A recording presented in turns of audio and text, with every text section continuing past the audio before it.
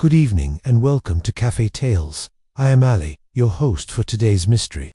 Tonight, we join the methodical Superintendent Battle in the grim industrial town of Halverton. Before we dive in, tell me where in the world are you listening from? Drop it in the comments. If you enjoy these stories, a quick like really helps keep Cafe Tales alive. Now, settle in with a steaming cup of tea, and let's uncover the truth behind a murder that some believed didn't matter. Chapter 1. The letter The Morning Post arrived at Scotland Yard with its usual punctuality, deposited by a constable who moved with the measured tread of a man who had performed the same duty for 15 years without variation. Superintendent Battle glanced up from his methodical examination of overnight reports, noting with the automatic precision that marked all his observations that the constable's left boot heel was wearing unevenly. A small matter, but one that spoke to habits of posture and gait that might prove significant in other circumstances. February had settled over London with characteristic grimness, the sky pressed low and grey against the building's windows. Battle's office, though small and sparsely furnished, maintained an atmosphere of quiet efficiency. His desk held no personal photographs or decorative items, only the tools of his profession arranged with careful precision: a fountain pen, a magnifying glass of modest size, and a small notebook bound in worn leather.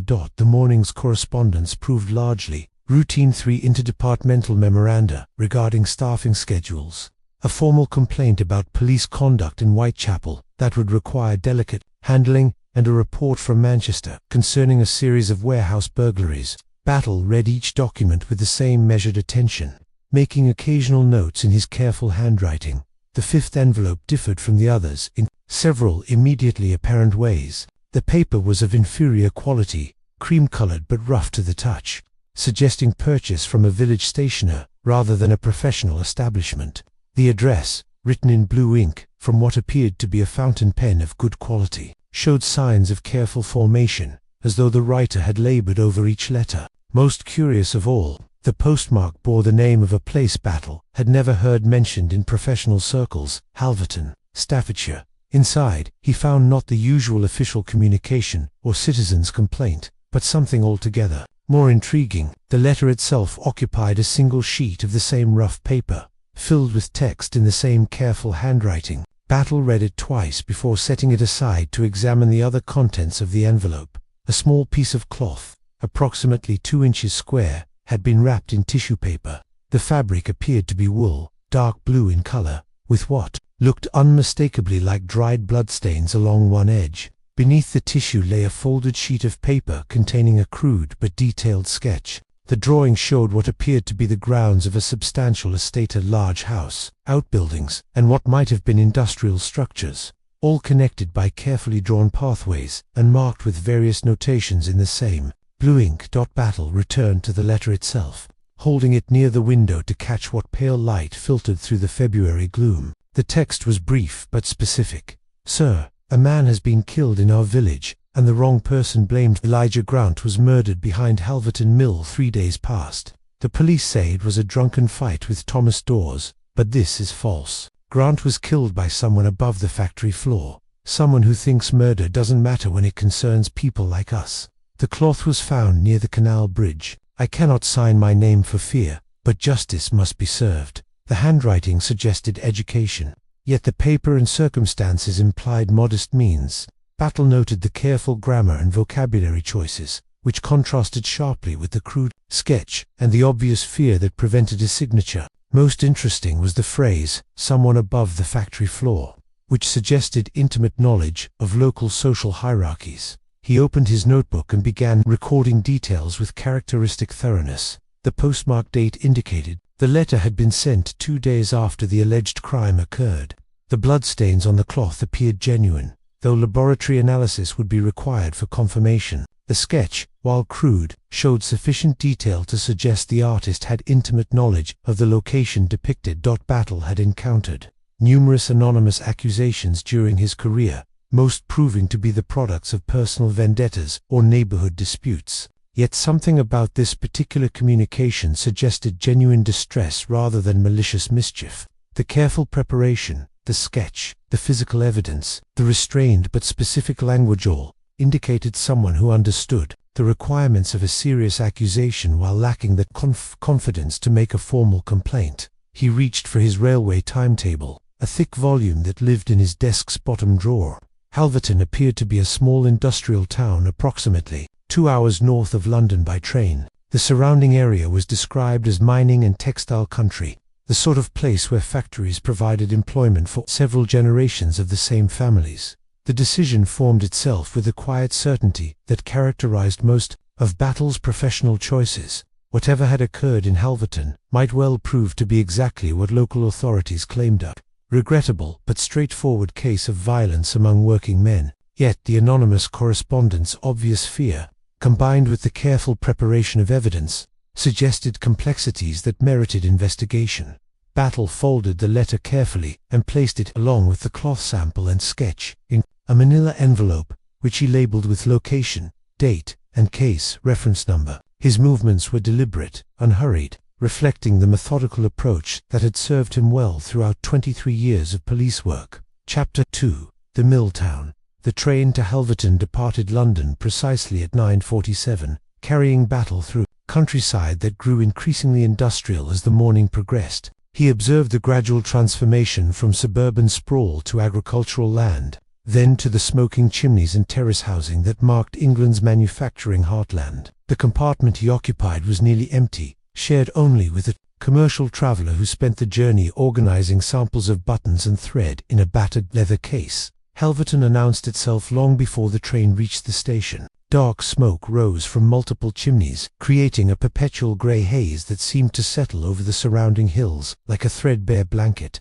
The mill dominated the town's eastern edge, its brick buildings sprawling along the banks of what appeared to be a small river or canal. Even from the railway carriage, Battle could hear the rhythmic clatter of machinery that never seemed to cease. The station platform was nearly deserted at 11:30 on a Tuesday morning. A porter with greying whiskers and clothes that spoke of long service directed Battle toward the town centre, with the careful politeness reserved for visitors whose business remained uncertain. The walk provided an excellent opportunity to survey the community's geography and social organization. Halverton's layout revealed the typical pattern of industrial towns. The mill and its associated buildings dominated the eastern section, while rows of workers' cottages stretched westward in neat, identical lines. Beyond these, on slightly elevated ground, stood larger houses with small gardens and better maintenance. At the town's western edge, partially concealed by mature trees, Battle glimpsed what appeared to be a substantial estate house. The police station occupied a modest brick building on High Street, wedged between a bakery and a shop advertising household goods. Inspector Briggs proved to be a man of middle years, with the solid build and direct manner common to provincial police officers. His greeting was cordial but cautious, reflecting uncertainty about Battle's reasons for travelling. From London, Superintendent Battle, is it? Briggs settled behind his desk, with the air of a man preparing for unwelcome complications. Can't say we often receive visits from Scotland Yard. What brings you to our little corner of Staffordshire? A routine inquiry, Battle replied, maintaining the deliberately vague tone that served him well in such circumstances. I understand you recently had a death here, a factory worker named Grant.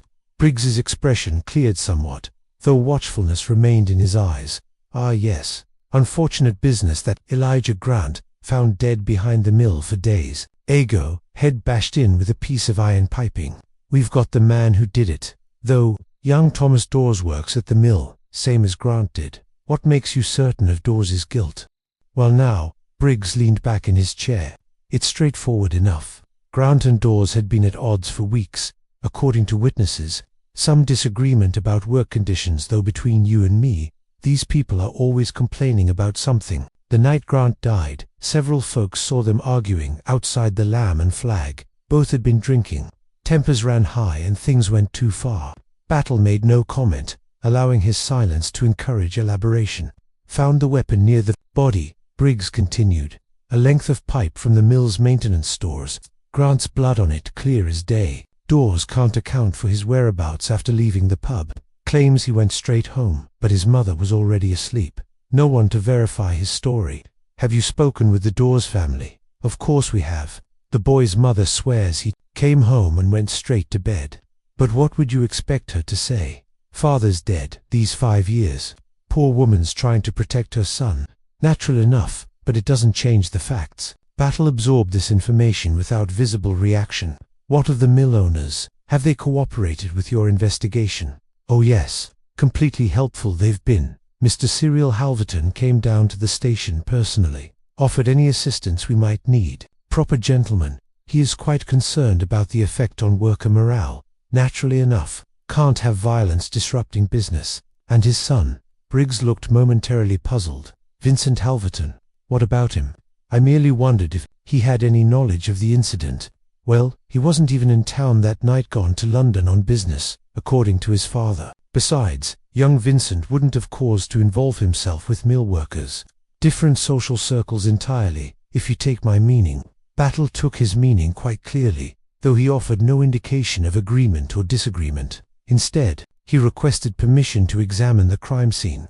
A request Briggs granted with the slightly patronizing air of a man humoring a superior's unnecessary thoroughness. The walk to Halverton Mill took 15 minutes along streets that grew progressively more industrial. Workers' cottages gave way to warehouses and supply yards, while the sound of machinery grew steadily louder. The mill itself proved impressive in its size and obvious prosperity, with multiple buildings connected by covered walkways and a tall cliff-knee that sent dark smoke into the grey sky. The crime scene lay behind the main building, near a loading dock that faced the canal.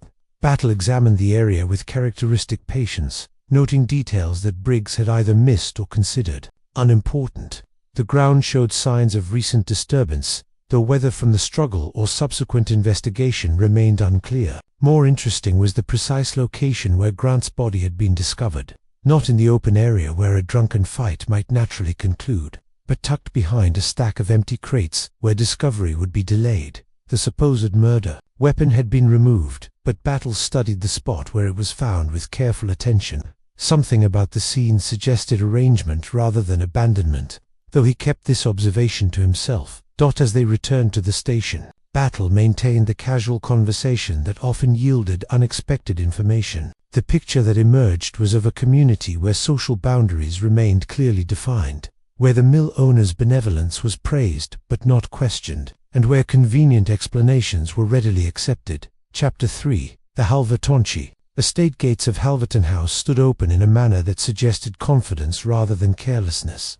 Battle approached on foot, having declined Inspector Briggs's offer of transportation, with the explanation that he preferred to observe the landscape at walking pace. The gravel drive curved through mature parkland, where sheep grazed between oak trees that predated the industrial transformation of the surrounding countryside. The house itself commanded attention through size rather than architectural distinction. Built of local stone in the Georgian manner, it possessed the solid prosperity of successful commerce rather than ancient lineage. Battle noted the recent additions: a motorhouse, telephone wires, and the general appearance of a property maintained by reliable income rather than inherited wealth.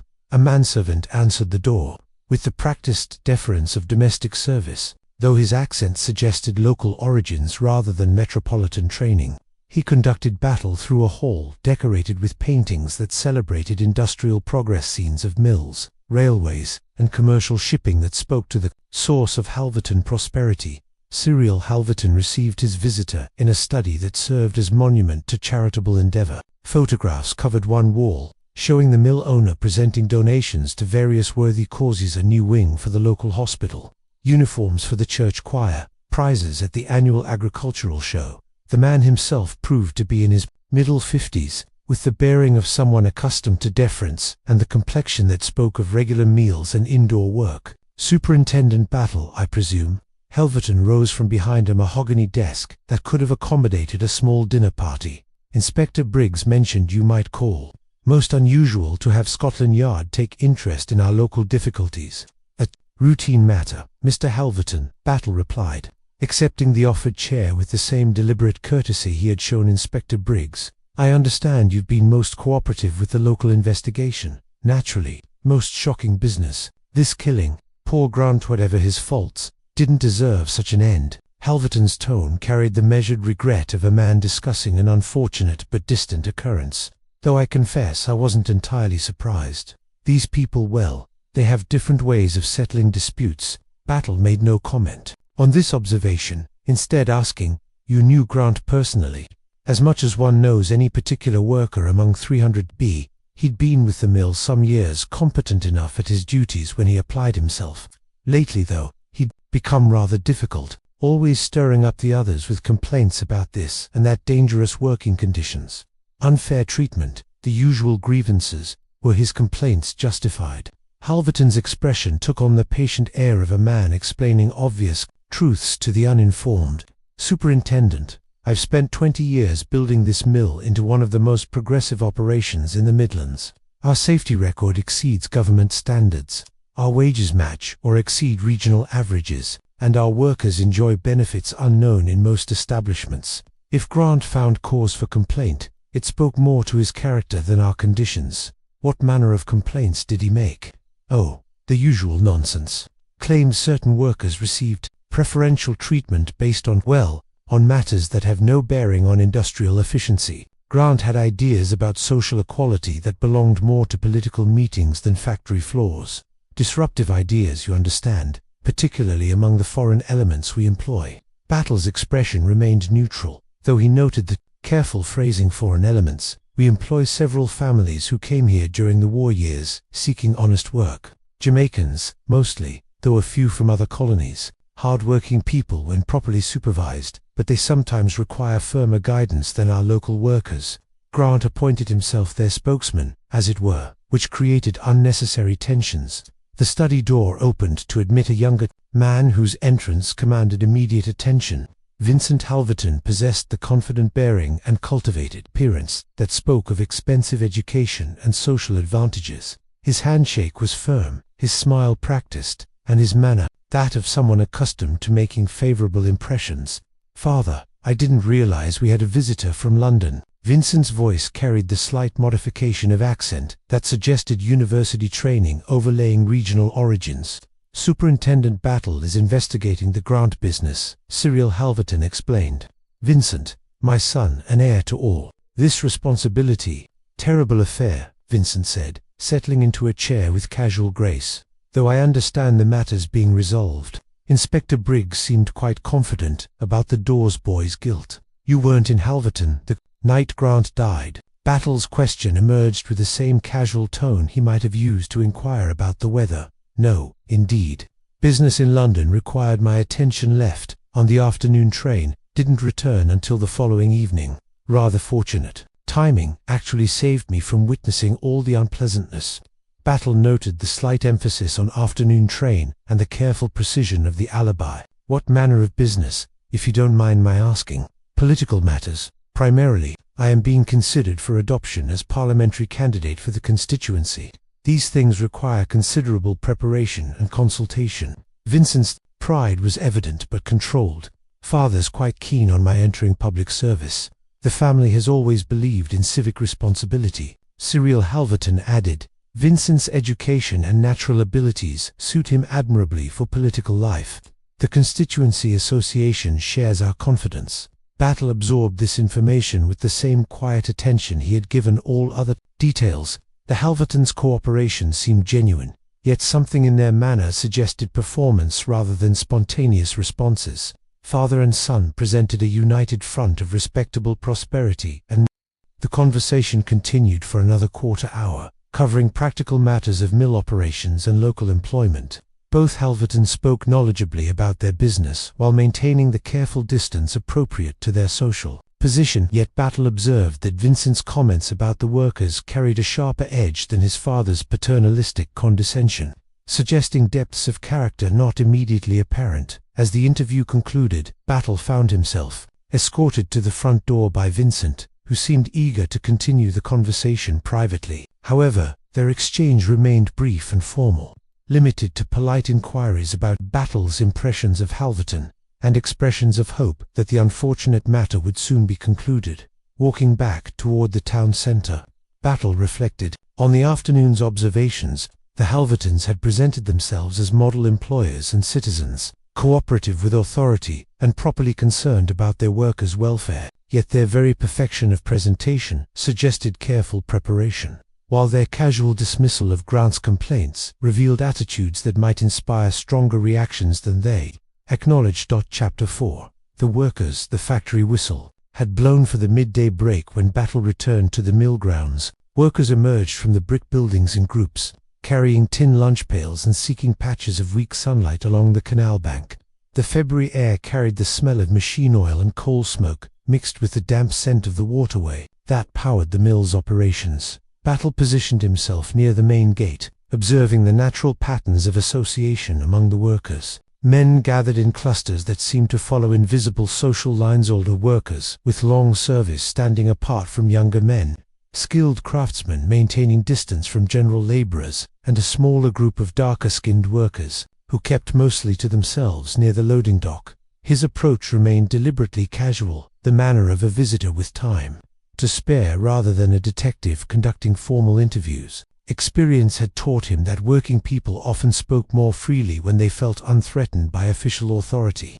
A request for directions, a casual comment about the weather, or simple curiosity about factory operations could unlock conversations that formal questioning would prevent. Busy place, this, he remarked to an older man who sat alone on a wooden crate, methodically eating bread and cheese from a worn cloth bundle. "Aye, that it is," the man replied without looking up. "Been busy near 40 years since I started here as a lad. Name's Albert Finch." "Albert," Battle nodded, settling beside him with the easy manner of someone seeking company. "I'm visiting from London, trying to understand how places like this operate. Must be hard work." "Hard enough, but honest, better than the mines, and steadier than farm work." Finch's weathered hands spoke of decades handling machinery and raw materials. "Of course, things been unsettled lately. Bad business, losing young Grant the way we did." Battle's expression showed mild interest rather than sharp attention. "Someone mentioned that. Terrible thing to happen." "Terrible and wrong," Finch said quietly, glancing around to ensure their conversation remained private. "Grant was a good lad. Whatever troubles he had with management, didn't deserve what happened to him." "What sort of troubles?" Finch chewed thoughtfully before answering.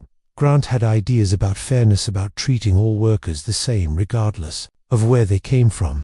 Some folks didn't appreciate those ideas. If you take my meaning, a younger man approached their informal circle, introduced as Charlie Webb by Finch. Webb carried himself with the nervous energy of someone unused to speaking with strangers, but Finch's presence seemed to provide reassurance. "Charlie worked alongside Grant," Finch explained.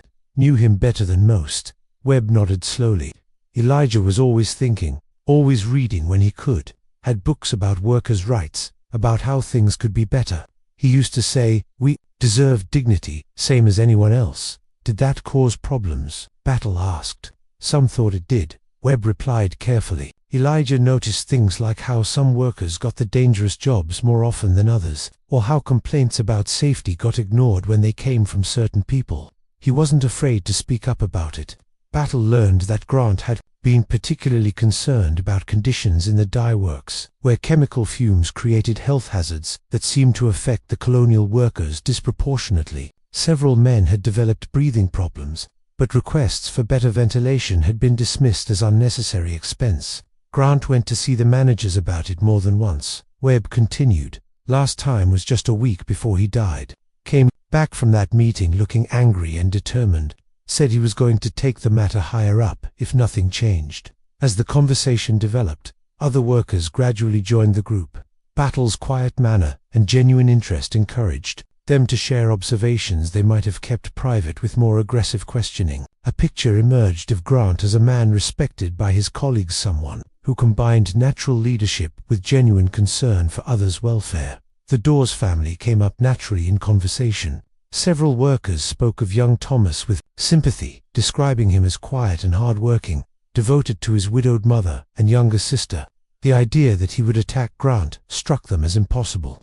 Thomas looked up to Elijah, one man said firmly. Used to listen when Elijah talked about workers standing together. Never saw them argue about anything serious. "What about the fight people mentioned?" Battle asked. "Wasn't a fight exactly," Webb explained. "More like a discussion that got heated. Thomas thought Elijah was pushing too hard, might lose his job, stirring up trouble. Elijah said some things were worth the risk, but it ended with them shaking hands, agreeing to disagree.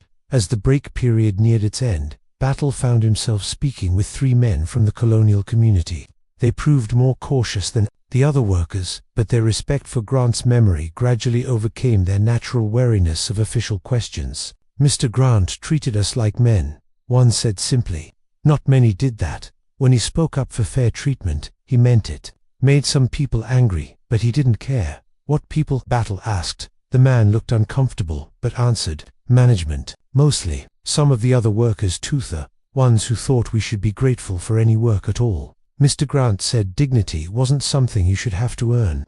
The factory whistles sounded again, calling the workers back to their duties. As they gathered their belongings and prepared to return to work, Battle thanked them for their time and insights. Their responses had painted a picture significantly different from the official version. Grant, as a principled man fighting for justice, rather than a troublemaker creating unnecessary conflict. Walking back toward the town center, Battle reflected on the morning's conversations. The workers had spoken with the authentic grief of people who had lost someone they respected and trusted. Their account of Grant's character and motivation suggested depths of conflict that went beyond simple workplace disagreements. Most significantly, their unanimous rejection of Thomas Dawes as the killer indicated that the official solution satisfied legal requirements without reflecting social reality. Chapter 5. The Sisters' Secret. The village school stood at the edge of Halverton's residential area, a modest brick building that served the children of mill workers and shopkeepers alike. Battle approached it in the late afternoon when lessons had ended and the playground had emptied of young voices. The February dusk was already gathering, casting long shadows across the small garden, where someone had planted winter vegetables with careful attention. Through the schoolroom window, he could see a woman arranging papers at a wooden desk. Her movements were precise and economical, speaking of someone accustomed to order and routine.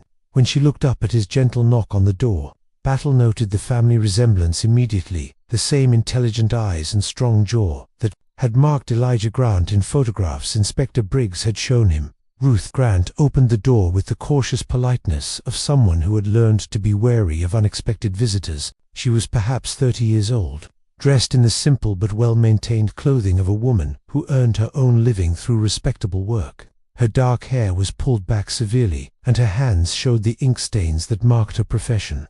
"Miss Grant." Battle removed his hat and spoke with the gentle courtesy he reserved for those who had reason to fear authority. "I am Superintendent Battle from Scotland Yard. I wondered if I might speak with you about your brother." The color drained from her face, and her grip tightened on the door handle. For a moment, Battle thought she might refuse to see him, but something in his manner seemed to reassure her. She stepped aside to let him enter, though her movements remained stiff with anxiety. The schoolroom was warm and tidy, with children's drawings pinned to the walls and the faint smell of chalk dust in the air. Ruth Grant gestured toward a chair beside her desk, taking her own seat with the careful composure of someone fighting to maintain control. "I don't know what I can tell you that would be helpful," she began, her voice carefully steady. "The police have already arrested the person responsible." "Perhaps," Battle said, studying her face with the patient attention that had served him well throughout his career. "But I find that family members often notice things that others miss. You knew your brother better than anyone." "Elijah was a good man," she said quickly, as if defending him against unspoken accusations. "Whatever people might say about his ideas or his ways of speaking up, he was decent and kind. He worked hard and cared about people who couldn't care for themselves." "What sort of ideas did he have?" Ruth's hands moved restlessly among the papers on her desk. "He believed that all people deserved fair treatment, regardless of where they came from or what they looked like. That wasn't a popular belief in some circles, but Elijah never cared about being popular." Battle leaned forward slightly, his voice remaining gentle. "Miss Grant, I have reason to believe you wrote to me recently a letter about your brother's death." The admission hung in the air, between them like a challenge. Ruth's composure cracked, and tears began to flow down her cheeks. She reached into her desk drawer and withdrew a handkerchief, dabbing at her eyes with shaking hands. "I was afraid," she whispered, "afraid of what might happen if I spoke openly. But I couldn't let them blame Thomas Dawes for something he didn't do. That boy is innocent, and everyone who knows him understands that." "What did you see that night?" Ruth took a shuddering breath before answering. "I was walking home from my friend Mary's house, taking the path along the canal because it's shorter than the road. It was cold and clear, with enough moonlight to see clearly. As I approached the bridge, I saw someone moving near the mill buildings. Someone you recognized. Not at first. The person was keeping to the shadows, moving carefully as if trying not to be seen. But when they passed under the lamp near the loading dock, I caught a glimpse of their face. She paused, gathering courage. It wasn't Thomas Dawes. Battle waited patiently for her to continue, understanding that pressing too hard might cause her to retreat into frightened silence. The person I saw was well dressed, wearing a good coat and hat. They moved with purpose, not like someone drunk or angry, but like someone who knew exactly what they were doing. After a few minutes, they walked away toward the town center, still keeping to the shadows. "Did you see your brother that night?" Ruth shook her head. "Not alive. But the next morning, when they found his body, I knew something was wrong." Elijah was careful about avoiding trouble after dark, especially near the mill. He wouldn't have been there unless someone had asked him to come. Battle absorbed this information with his characteristic calm. "Why didn't you tell Inspector Briggs what you saw?" "Because I was frightened," Ruth admitted. Elijah had been receiving threats because of his activities, people telling him to keep quiet about working conditions and fair treatment. After he died, someone left a note in my garden saying that teachers who ask too many questions might find themselves without positions. The implications of her words settled over the room like gathering shadows. Battle understood the impossible situation she faced, knowing the truth but unable to speak it without risking her livelihood and safety. "The cloth you sent with your letter," he said quietly. "Where did you find it?" "Caught on a thorn bush near the canal bridge, close to where I saw the figure. It was fresh, not weathered, and the blood on it was still damp. I thought it might be important evidence, but I didn't dare take it to the local police." Battle reached into his coat pocket and withdrew his notebook, making careful entries in his precise handwriting. Ruth watched him work, her expression showing both relief and continuing fear. "Miss Grant, I want you to know that I take your information very seriously. What you've told me will be handled with appropriate discretion, but the truth must eventually come to light." She nodded, wiping away fresh tears. "Elijah always said that justice delayed was justice denied. I couldn't let his death be in vain, even if speaking up puts me at risk." As Battle prepared to leave, Ruth Grant walked him to the schoolroom door. The evening had grown properly dark, and lights were beginning to appear in cottage windows throughout the village. The sight reminded Battle of how small communities could be both protective and dangerous, offering comfort to those who belonged, while threatening those who dared to challenge accepted truths. The walk back to his lodgings gave Battle time to consider the evening's revelations. Ruth Grant's testimony provided crucial details that contradicted the official version of events, but it also revealed the climate of fear that prevented honest witnesses from coming forward. Her courage in writing the anonymous letter had set the investigation in motion, but the full truth would require careful handling of forces more dangerous than simple criminal guilt. Chapter 6. Pressure and fire. Morning brought news that changed everything. Battle was finishing his breakfast at the small inn where he had taken lodgings when Inspector Briggs arrived with a telegram that had been forwarded from Scotland Yard. The message was brief but significant. Vincent Halverton's claimed departure time to London did not match railway records, and a petrol station receipt found in his motorcar showed a purchase made an hour after the supposed train had left. Briggs read the telegram with growing confusion, his certainty about the case beginning to crack like ice in spring sunshine.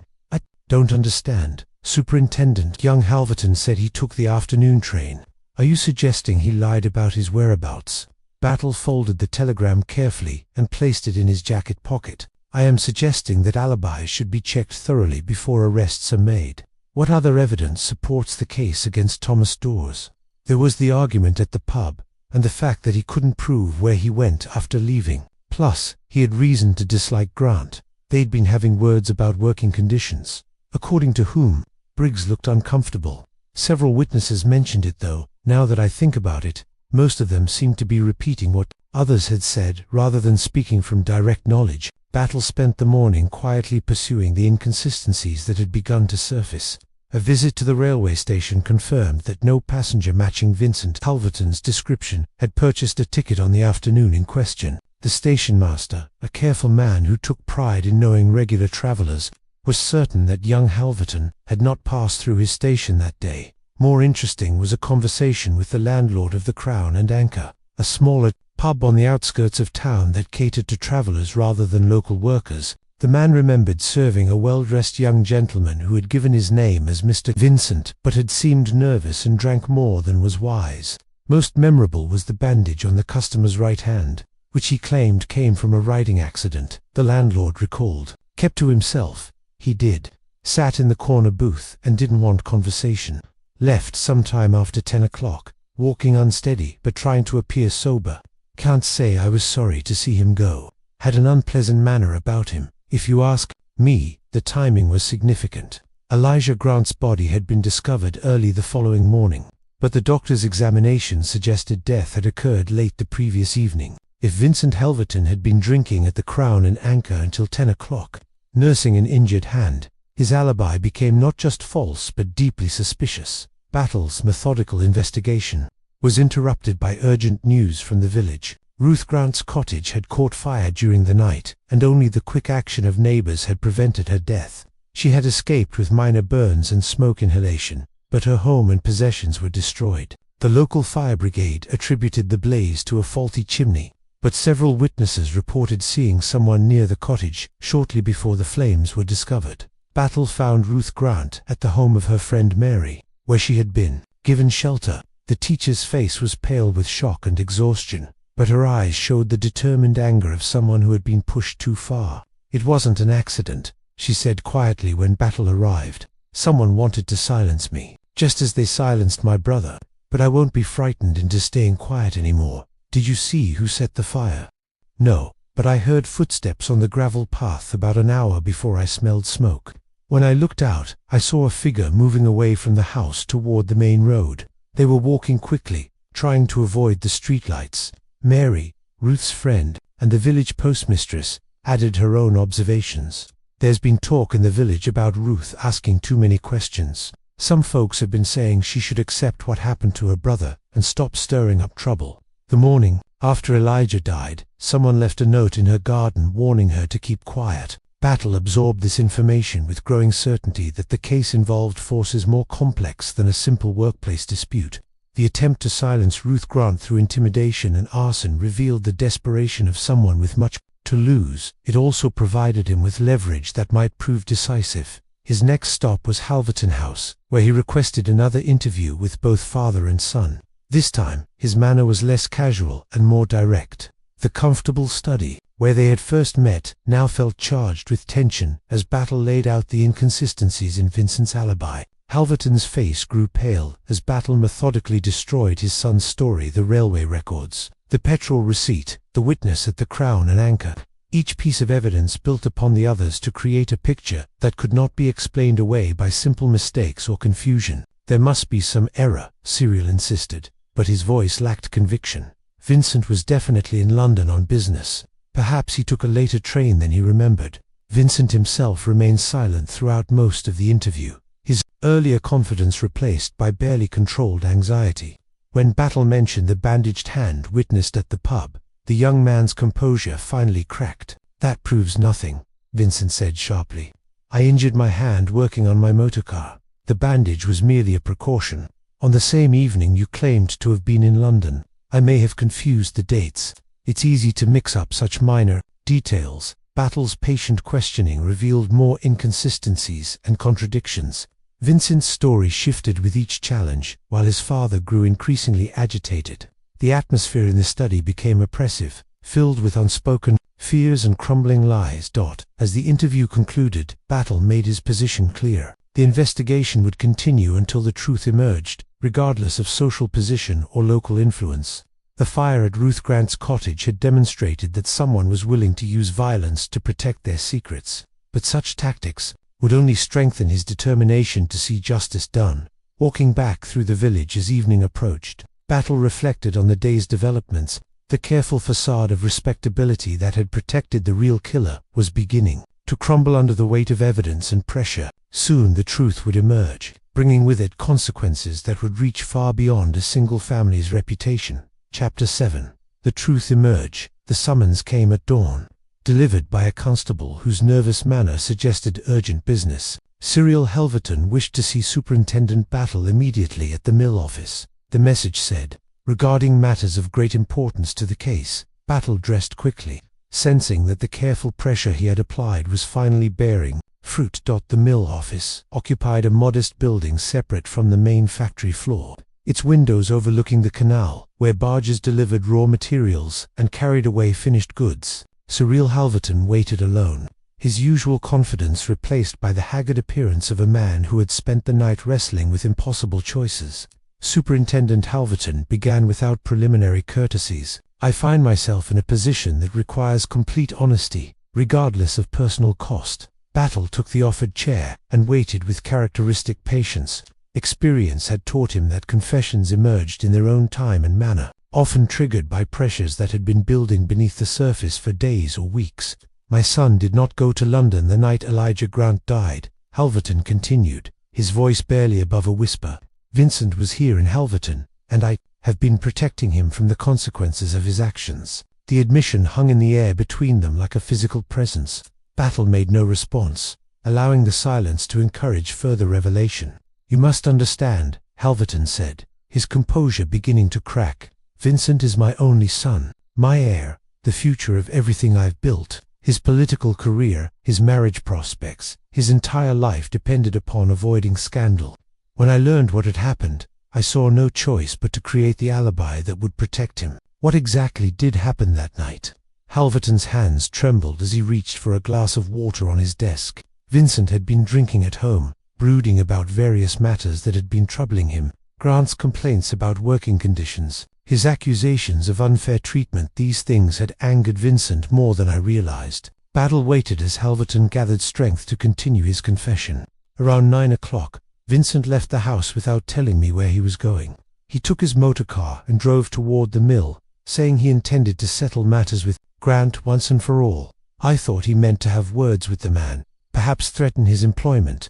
I never imagined it would lead to violence. But you learned differently." Vincent returned home after midnight, his clothes torn and his hand badly cut. He was in a state of panic, babbling about an accident, about Grant falling and striking his head. At first I thought he was simply drunk and confused, but gradually the truth emerged. Halverton's voice dropped to barely audible levels as he described the events his son had confessed.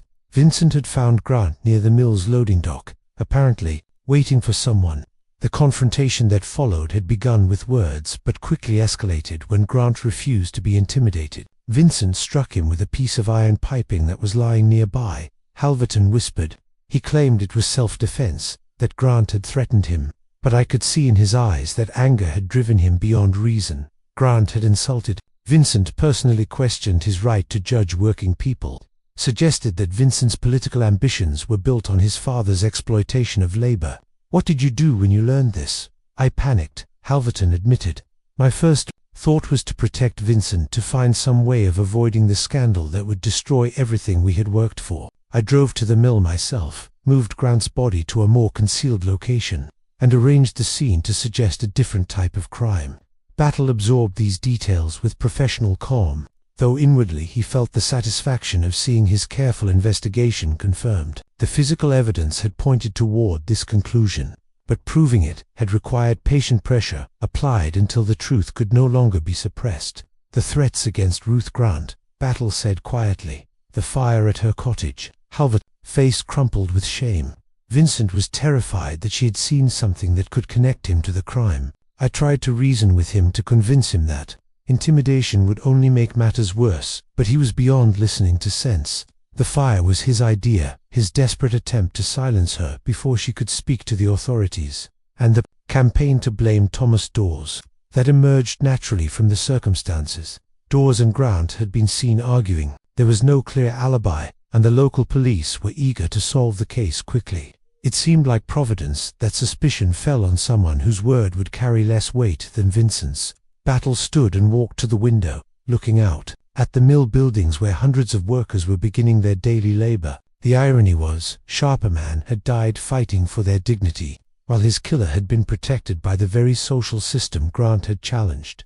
"Mr. Halverton," Battle said finally, "I must ask you to accompany me to the police station. Formal charges will need to be filed, and arrangements made for Vincent's arrest." Halverton nodded with the weary acceptance of someone who had exhausted all alternatives. "I understand." Superintendent, I only ask that you remember Vincent's youth and the pressures he faced. He is not naturally violent, simply someone who made a terrible mistake in a moment of anger. Battle made no comment on this plea for mercy. His job was to uncover truth and ensure justice, not to weigh the relative merits of social position against criminal responsibility. As they prepared to leave the mill office, Halverton made one final request. The workers, Superintendent, they had no part in this deception. Whatever happens to Vincent and myself, I hope the mill can continue operating. Too many families depend on these jobs for the sins of ownership to destroy their livelihoods. The morning sun was climbing higher as they walked toward the police station, casting long shadows across the industrial landscape that had been the scene of so much conflict and tragedy.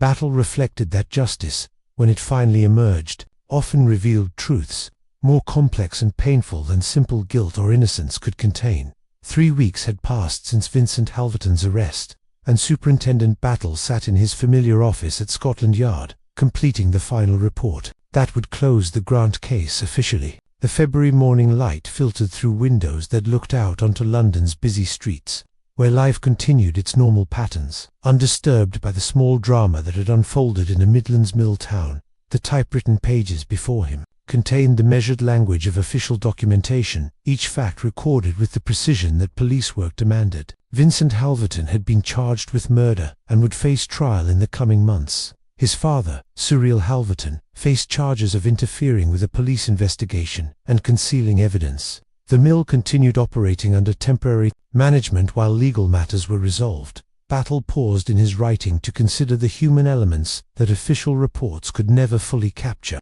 Thomas Dawes had been released from custody, though the weeks of imprisonment and public suspicion had taken their toll on both him and his family. The young man's mother had aged visibly during the ordeal, and his sister had withdrawn from school activities, bearing the shame that should never have fallen on innocent shoulders. A letter from Inspector Briggs provided updates on local developments. The mill workers had received the truth about Grant's death with a mixture of satisfaction and sadness. Justice had been served, but their colleague remained dead, and the conditions he had fought to improve required continued vigilance to maintain. Ruth Grant had accepted a teaching position in a school 2 counties away, where her courage in speaking truth would not be held against her. The insurance settlement for her burned cottage had provided enough funds for a fresh start, though Battle knew that some wounds took longer to heal than others. Her final letter to him, written in the same careful hand that had first brought the case to his attention, expressed gratitude for his patience and determination to see justice done. The political consequences had rippled beyond Halverton itself. Vincent's parliamentary prospects had naturally ended, and the Constituency Association was reconsidering its attitudes toward candidates who inherited wealth rather than earning respect through service. Local newspapers had covered the story, with attention to its broader implications about privilege and accountability. Battle's telephone rang, interrupting his reflections. The caller was Chief Inspector Morrison, inquiring about Battle's availability for a new case involving suspicious circumstances at a country estate in Devon. Battle accepted the assignment with his usual quiet efficiency, already beginning to organize his thoughts around fresh challenges as he gathered the Grant case files for storage. Battle reflected on the lessons the investigation had provided. The anonymous letter that had initiated his involvement served as a reminder that justice often depended on the courage of ordinary people willing to speak difficult truths. Ruth Grant's decision to write that letter, despite her fear of consequences, had prevented an innocent man from paying for another's crime. The case had also demonstrated how social position could corrupt the pursuit of truth. The Halverton family's wealth and influence had initially protected them from serious scrutiny, while working-class suspects faced immediate assumption of guilt. Only persistent investigation had revealed the reality behind convenient assumptions. Most significantly, the case had shown how individual acts of violence grew from broader social conflicts. Elijah Grant had died because he challenged systems of inequality that others preferred to maintain undisturbed. His killer had struck not just in personal anger but in defense of privileges that felt threatened by calls for justice. Battle closed the case file and placed it in the cabinet where it would join hundreds of others, each representing lives disrupted by crime and restored as far as possible by the patient work of investigation and prosecution. His satisfaction came not from personal recognition, but from the knowledge that methodical police work had prevented injustice and revealed truth. The Morning Post arrived with its usual punctuality, carried by the same constable whose uneven boot-heel Battle had noticed weeks earlier. Among the routine correspondence was a small package wrapped in brown paper, postmarked from Staffordshire. Inside, Battle found a simple wooden cross, hand-carved with careful attention to detail. The accompanying note, unsigned but written in familiar handwriting, contained only the words, "In memory of Elijah Grant, who believed all people mattered equally."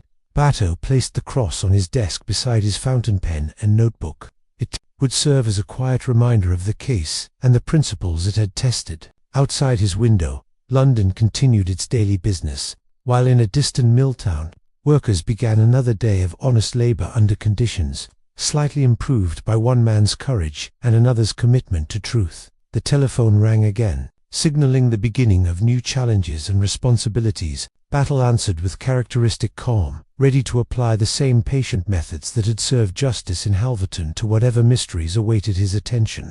In his experience, truth emerged through persistence rather than brilliance, and justice depended more on determination than genius. Thank you for listening to Murder Doesn't Matter.